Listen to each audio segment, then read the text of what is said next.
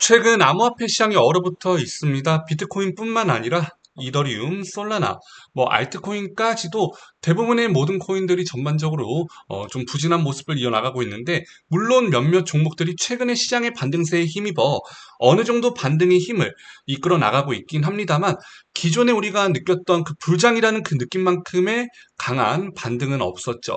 자, 일단 알트코인들 같은 경우에는 전반적으로 시장 반등에도 크게 움직임이 없었습니다. 그 이유가 19일부터 시행되는 이 암호화폐 법 때문인데요. 일단 찌라시가 돌았죠. 암호화폐 중에서도 일단은 심사 부적격인 코인들은 아마 상장 폐지될 가능성 매우 높을 것이다. 그 부분들은 우리가 좀 어느 정도 규제하겠다. 이런 내용들이 돌면서 암호화폐들이 전반적으로 좀 크게 폭락하는 일이 있었습니다. 그 이후에 비트코인이 중간중간 반등해도 큰 움직임이 없이 전반적으로 좀 밀리는 모습들을 많이 보였는데요.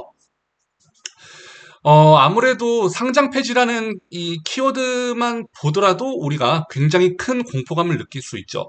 물리는 게 아니라 아예 내 돈이 다 삭제가 되는 거다 보니까 당연히 공포에 좀 질릴 수밖에 없다라고 생각이 드는데, 오늘 이와 관련해서 관련 이슈가 나왔습니다. 자, 오늘 나온 뉴스고요. 국내 5대 거래소 있죠. 5대 거래소에 총 1333개의 코인을 재심사하겠다라고 했습니다.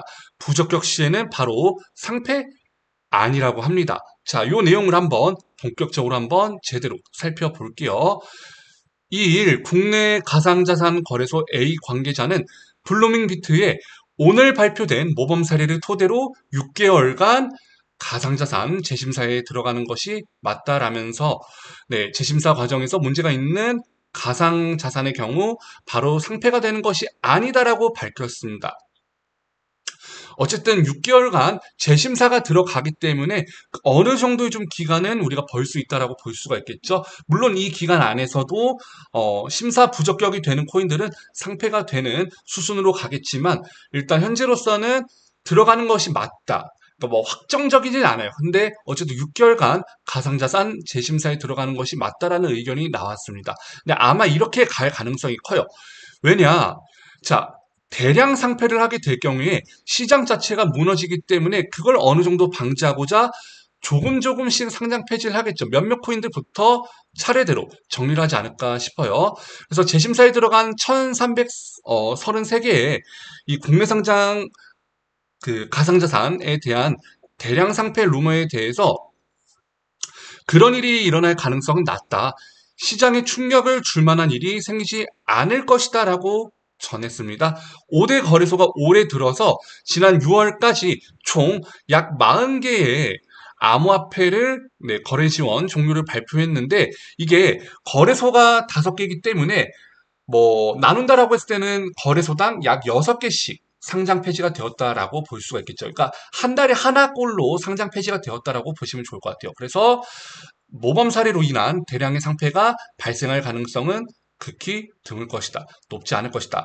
그리고 요거 제가 과거 영상에서도 말씀드렸는데, 사실 지난 불장 있죠. 2021년, 22년.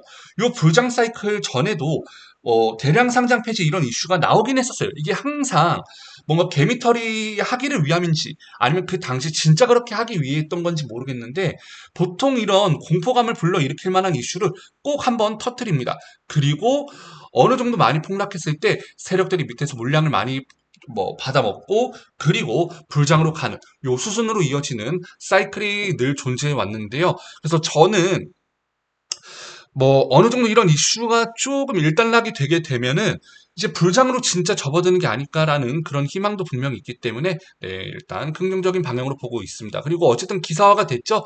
아마 5대 거래소에서 대량 상패가 이루어지진 않을 것이다. 조금 조금씩 상장 폐지가 될 것이고, 현재까지의 상황으로 보더라도 벌써 이 이슈가 나온 지 몇 개월이에요. 그죠? 근데 월마다 거래소에서 약 하나씩 이렇게 상장 폐지가 되었었기 때문에 일단 그 부분에 대해서는 너무 크게 걱정하지 않으셔도 될 것 같다. 이렇게 말씀드리고 싶고, 이제 거래소는 앞으로 형식적 심사 요건과 질적 심사 요건을 모두 심사해 기존 가상자산 및 신규 가상자산 거래 지원에 대한 판단을 내리게 된다라고 했습니다. 이건 사실 원래 이렇게 했었어야 했는데 그러면 원래 이렇게 안 했다라는 건지 모르겠네요. 참, 애초에 상장을 할 때 심사를 확실하게 해서 상장을 시켜야지 얘네는 일단은 상장시켜놓고 나중에 심사한다. 이거 순서가 반대잖아요. 그죠? 그래서 일단 그 부분들은 좀 보완이 필요해 보이고 어쨌든 현재로서 우리가 가장 걱정하는 그런 부분들이 일정 해소가 될 수 있을 만한 뉴스가 나왔기 때문에 걱정하지 않으셔도 될 것 같다. 이렇게 말씀드리고 싶네요. 자, 그러면 오늘 영상 여기서 마무리할게요. 감사합니다.